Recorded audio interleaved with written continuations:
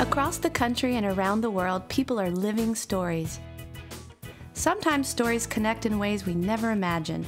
As we listen deeply to each other, we discover what our stories mean to ourselves and to others. In workshops facilitated by the Center for Digital Storytelling, seniors, young people, immigrants, community folks are coming together to share stories from their lives. Storytellers write and record their stories, take new pictures and short video clips, or use old family photographs, and then edit everything together themselves. Last summer, Darren Chapman of Tiger Mountain Foundation took a workshop at CDS and recorded his own personal story. Today we'll meet Darren and find out what inspired him to create community gardens in abandoned urban lots. This is his digital story. I remember those early years in my grandmother's garden. All the neighbors will come by and get fresh fruit and vegetables. In those early days, it didn't seem to matter. Gangsters, men, women, kids would appear. It was like a safe haven where people could come and vent about disciplining kids, money problems, neighborhood politics, down-home cooking recipes. That garden was the greatest icebreaker in the world. On the other side of the fence, the Sewer Boys, a local gang, would meet. Man, they were cool. To become a sewer boy meant you were going to live and die in the hood. Sitting on that fence was tough. As a youngster, I always wondered which side I'd land on. So many people told us we wouldn't make it. They'd say, "You're gonna end up dead or in jail." Our communities were falling apart, and the city, the politicians, paid no attention. We were tearing up our own neighborhoods. We cared less about ourselves, and the sense of togetherness began to disappear. 20 years later, the areas that used to be the killing fields are now growing tomatoes, job skills, strawberries, cross-cultural conversations, onions, trust, and new ideas. Oh, and some really good greens.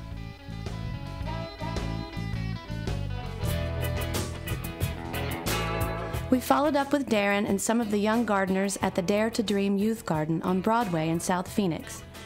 Planting, weeding, harvesting, cultivating healthy community.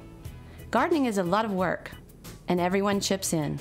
The basis for Tiger Mountain Foundation was to do volunteer and community service work in a very challenged community. This is what it's all about, guys. Taking a plant, planting it. Why does this remind you of you? Can we grow? Man, because we grow, baby.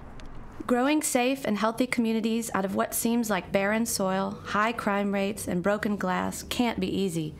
But Darren and the folks at Tiger Mountain Foundation see it differently. They see potential.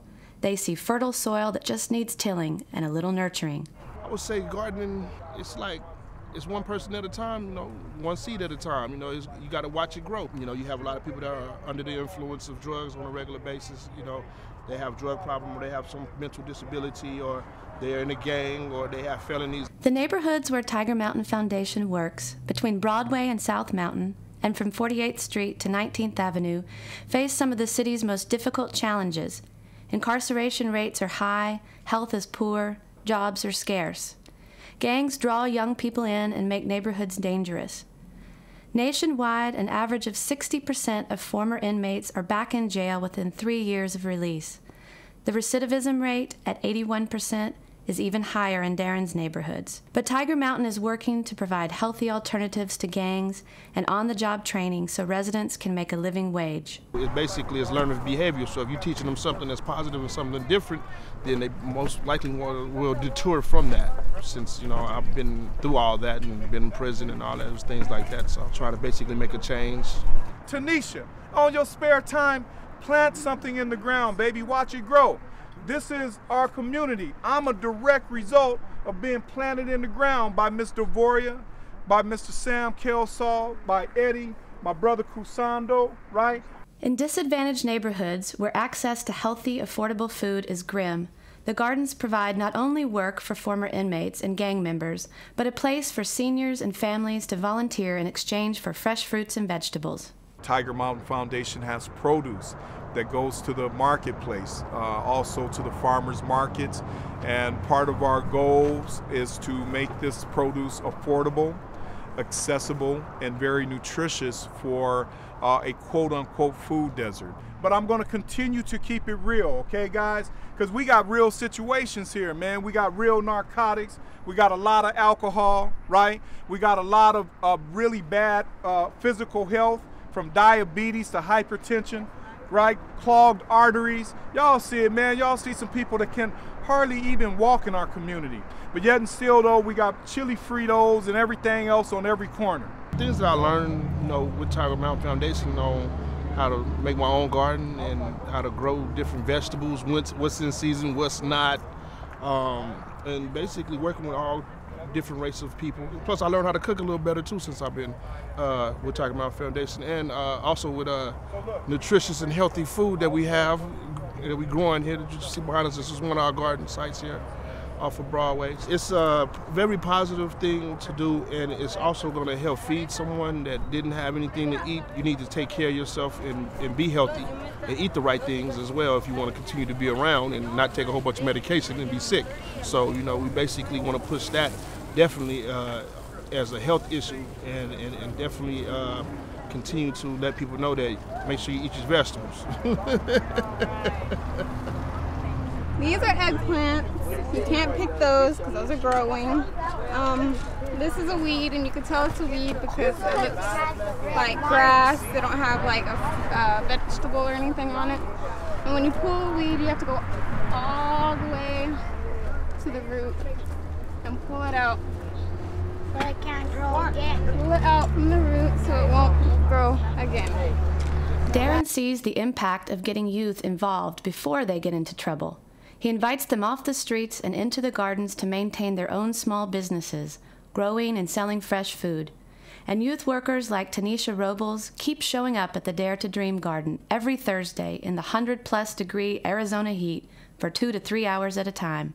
As young people like Tanisha care for the plants, they learn how to relate this experience to growing and caring for themselves and their community. They learn business skills and how to take a minimal investment and turn it into something that can benefit themselves and their families financially. And they have fun.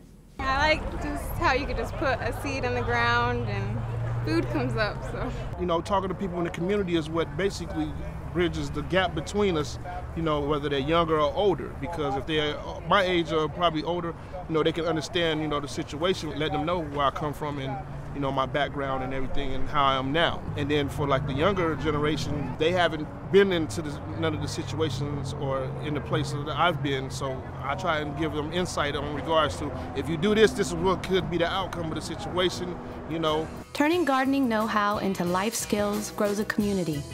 And stories like seeds in the ground can grow into something that feeds us.